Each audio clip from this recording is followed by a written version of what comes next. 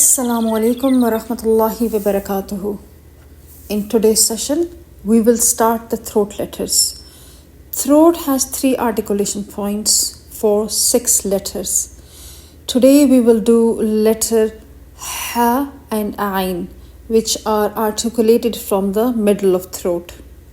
It is important to learn exact articulation point of these letters because the sounds of the letter Ain and Hamza and Ha normally gets mixed up if not followed by exact articulation point. Unlike the tongue and the lip letters, we cannot see the part of the throat from where letters are pronounced. But let's feel the articulation points in throat. Place your 2 fingers at the middle of throat and swallow. The area involved in swallowing is the middle of throat, and by doing this, you will feel the vibration under 2 fingers.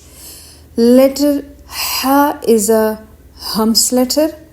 When we read letter Ha Sakin, we focus on the breath along with the sound of the word. Place your palm in front of your mouth and say the sound and feel the breath. Ah.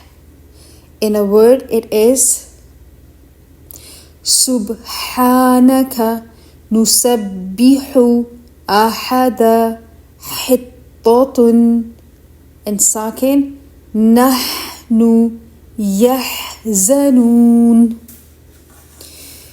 Now the letter Ain.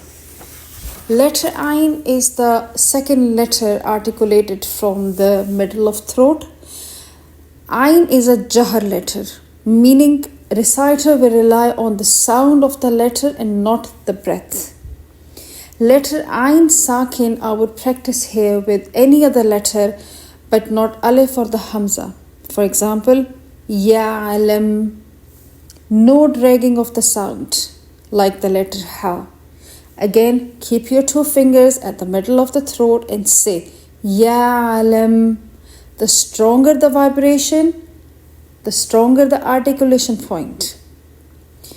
Letter Ain sounds with the harakas are Alina, Ya Isa, Illiyina, and the Sakin Ba'du.